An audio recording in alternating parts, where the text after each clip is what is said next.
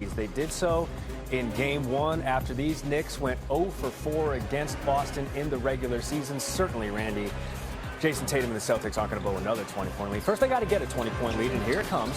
Kristaps Porzingis, 3 minutes to go in the third, so the lead is 20. The Celtics are 40-2 this season when leading by 20 or more. Regular season or the playoffs. Off of the miss, here come the Knicks.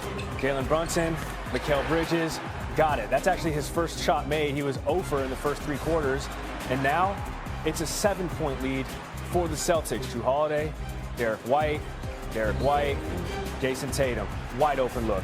Gotta be cash. Nope. At one point, the Celtics missed 13 straight shots in the fourth quarter, tied for their longest streak in the fourth quarter of a playoff game since 1998. They were 10 for 40 from three-point land. Meanwhile, Josh Hart, he's going to hit that. That's close proximity. The Knicks are down by 5. They've been in a hole this whole game. They've never had the lead, but they're about to get one. Karl Anthony Towns with the putback, 21 points, 17 boards. The deficit is 1. The deficit is none. Ooh. Who else but Jalen Brunson with 2 minutes left in the fourth? Yes, Mr. Clutch in clutch time, giving the Knicks their first lead of the game. Jaylen Brown misses. Derek White misses the putback. So now the Knicks are on the break again, and it's Brunson. Through 3 Celtics defenders, if that's what you want to call them, 89-86, the Knicks have the lead. They outscored Boston 23-6 in the last 8.5 minutes of this game. 20 seconds to go. Jason Tatum. Okay, those are shots you're more likely to make. Finishing at the rim. Jalen Brunson, 17 points in this game, 9 of them in the fourth quarter. He's going to add a couple from the foul line right now with 12 seconds to go, giving the Knicks a 1-point lead. Here we go. Boston has a timeout that they can call to set something up. 10 seconds, still got the timeout. Jason Tatum, though, going to do it himself. Trying to kick out to Jaylen Brown, but instead, it's Mikal Bridges. Again, remember, he stole the ball from Jaylen Brown, failed to get a shot off to the Celtics in Game 1, and then it's Bridges playing hero again in Game 2. And that's how the Knicks are going to come back again from another 20-point deficit to take Game 2 on the road. The fans outside of MSG going absolutely nuts as the Knicks are taking with them a 2-0 lead in this best of 7. The Celtics win probability peaked at 99.1% according to ESPN Analytics, but another awful fourth quarter cost them. Boston at one point missed those 13 straight shots in the fourth quarter last night. They're 9 of 45 from the field in the fourth quarter of this series. That's the worst fourth quarter field goal percentage over a 2-game span in the playoffs. We haven't seen that since the 2008 Spurs. What you're seeing right now is Brian Windhorst, who was covering the game, covering this series. Windy, take us inside the Celtics locker room after another 20-point lead evaporates in Game 2. Gary, they don't seem to understand what's happening. They're not making shots. Anybody can see that. But they feel like they're working their process. Now, Jaylen Brown said that this situation is inexcusable. You get up by 20 points and then don't win back-to-back games.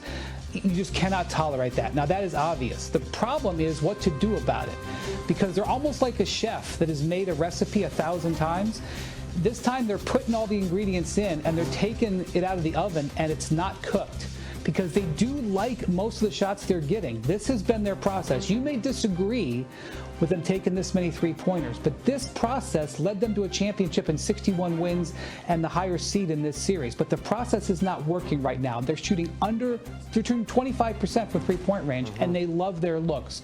So they're doing some soul-searching, but I don't know if they're equipped to completely change the way they're playing. And I think the biggest concern about this, I'm not even sure the Knicks have played that great yet. Sure. And also, Kristaps Porzingis, he said after the game last night that he has had a big crash. Those are his words, as he's recovering from this illness from earlier this season when he missed 8 games.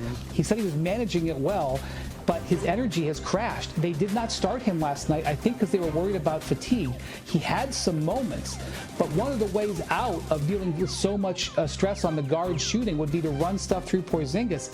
I don't know if he's equipped to do that right now, and he said this coming up at this time of the season is killing him. Wow, that's monstrous, and those numbers are jarring. The Celtics have taken literally 100 three-pointers in the first 2 games, and they've only hit 25 of them. That is that 25%. Meanwhile, the other locker room must have been jumping. What were the Knicks saying about that game and that final defensive stop yet again from Mikal Bridges?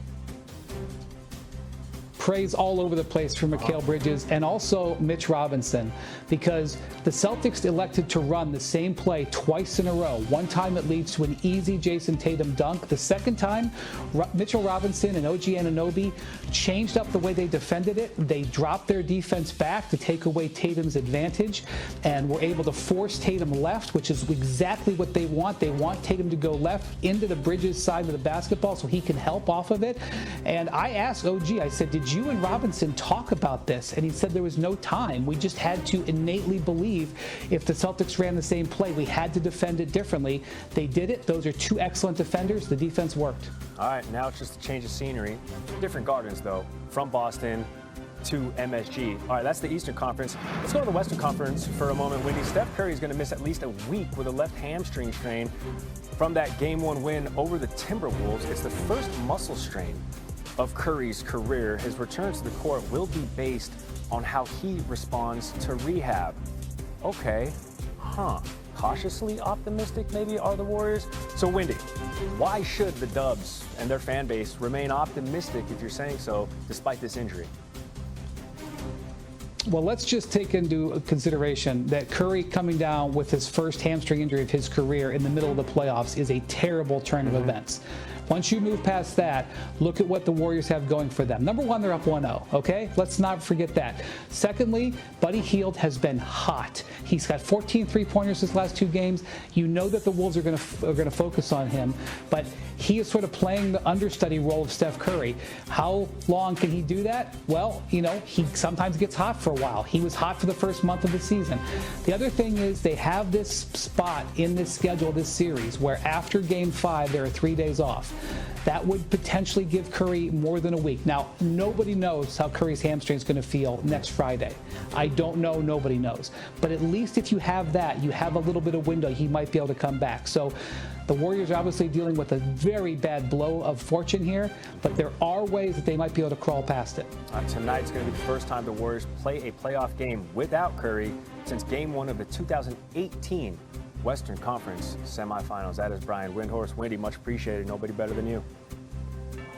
All right, nobody better than the OKC Thunder this season, certainly in the Western Conference. Game 2 of their semifinal series with that man, the dad bod god, Nikola Jokic, taking on Shai Gilgeous-Alexander. Quiet Canadian assassin working on Jamal. Oh, that's, you know what? That's a proper dust up north of the border. You know, that's Canadian on Canadian crime. Yeah. I'm sorry about that. A lot of pleasantries exchanged, like probably literally. The big maple, blue arrow. Just going to score that bucket there. And then Isaiah Joe splashing a three. Thunder plus 24 in the first quarter. Their best in any quarter in team history. SGA working on his fourth straight 30-point game. No points for Aaron Gordon there. Chet Holmgren blocked him twice. And then Cason Wallace back the other way. Chet, 15 points, 11 rebounds, 2 blocks, 2 steals. 34 Thunder points off of turnovers by Denver. It was 66-38. That was Aaron Wiggins, one of 8 Thunder in double figures. Jokic said basically it was one team playing tonight. He was minus 36, worst of any game in his career. Fouled out in the third quarter. SGA to Jalen Williams. SGA, he had 8 dimes, 34 points. The Thunder, 149